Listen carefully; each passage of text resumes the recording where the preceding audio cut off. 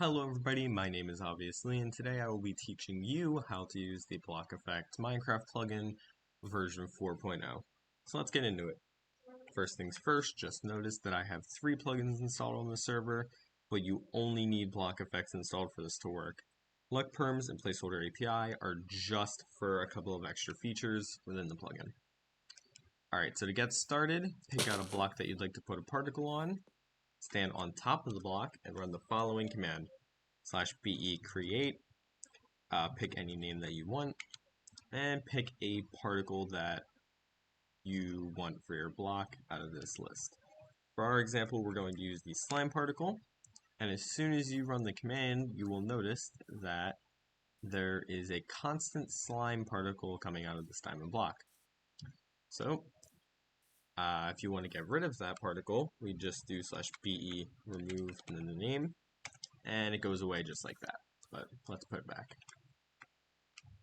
Alright, to view all of the active effects from the plugin, just do /be list, and it tells you all of the active effects from BlockEffects. Next, if you do /be info and then the name, it'll give you a nice little rundown of all of the information regarding the specified particle. And if you don't want to have your particle at a certain spot and you just want to move it to a different spot, use the command /be move test, and there you go. It'll immediately move to wherever you specify, or wherever you're standing, rather. Next, let's go over some flags for your particle, as that is how you change the way they look visually and all that kind of stuff. So using the /be flag command, you'll notice that there are a ton of flags to choose from, but let's start with the count flag. Currently, it is at 10, but if we increase the number, you'll notice that there are more particles on every spawn. So if we set it to 100, it's just a little bit more. If we set it to 1,000, there's a lot more. Don't set the numbers too high, obviously. It could crash your client. So yeah, let's set that back to 10. Alright.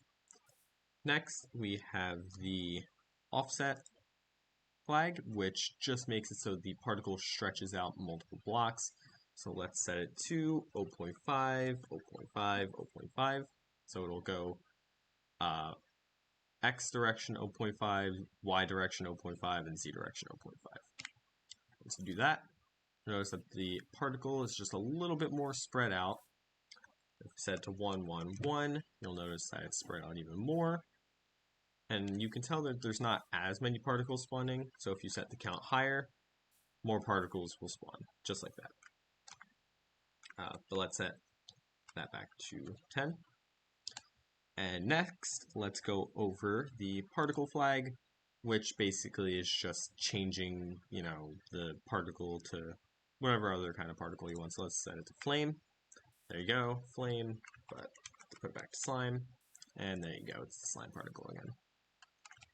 Next, we have the permission flag, which requires LuckPerms or some kind of permission manager. So if we set this permission to, I don't know, particle.view, we can currently see it because we are a server operator. But if I do /lpuser, obviously permission set particle.view false, I will no longer see this particle in my world. But if I have the permission, I set it to true, particle comes back, and this is just a good way for you to make particles restricted for certain ranks or something in your area. There's tons of use cases for something like that. Next, you have the placeholder. Placeholder flag. We're going to set this to player name, and let's just put it obviously. So as you can see, the player name, the particle is now showing for me because my username is obviously. But if I changed this to John, I will no longer see this particle. So you can set particles to only show up for certain players, ranks, statistics, all that stuff. That is a very powerful flag. Next is the, put this back to my name. Next is the speed, and I don't believe this flag works for every single particle. It does change some particles like visually, but I don't believe this applies to every single particle type. But yeah, that pretty much goes over all of the basic flags. Let's move on to something a little bit more advanced right now. So we'll create a new particle called test, and we'll make this one redstone. Okay, you'll notice that this is just a little red dot in the ground here. And to change that, we'll use a special flag that only some particles have. That is the color flag. This color flag supports RGB values, so we'll set it to 0 red, 255 green, and 0 blue. And there you go, green particle. Of course, you can mix this up, do like 155 for red and blue, keep the green at 255. There you go, you got an even more greenish particle. And another special flag with colored particles is the size flag. You can set the size of the particle. I don't know how high this goes. I know it has a cap around 10-ish or so, but that just allows for even more diversity with your particles, and it supports decimals in case you want like really specific size particles.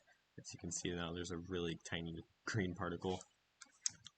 Alright, let's remove that one and make a new one. Call this one test again, and we'll set it to dust color transition. Now this one does the same exact thing as the redstone, except it introduces a new flag called fade. And the fade basically just changes the color it ends as, so it starts as red and goes into this little green color. And besides the fade flag, it works the exact same as the redstone particle. So we'll get rid of that. Next we have a really neat type of particle. It's called a block marker. So we'll make another one, test block marker. And as you can see, there's other types of block particles. They also work with what I'm about to show you, but I'm just going to use block marker for example. So there it is. It's just a little 2D block texture. And what you could do with this one is also really cool. So the flag test, you get the material flag. And this material flag allows you to set the texture of this particle to any block in Minecraft. And it looks pretty neat since there's just so much customizability with it. Do keep in mind they have a different spawn duration and all that stuff than typical particles, so yeah. But it is still really neat to be able to get specific blocks and stuff onto a particle. But yep, that covers the block type particles. Now let's try an item crack particle. And as you can see, it is just like a block cracking, but like the block one, you can set this to a material. And what's neat here is you can actually set this one to item textures as well, so I have access to like setting it to a diamond sword now, pickaxe, set it to a bow. So yeah, you get a lot of customizability with the item crack and block marker and all that kind of stuff. So yeah, that basically covers every basic flag and particle command related to BlockEffects. I hope you enjoyed the video, I hope you found it helpful, and yeah, get creative.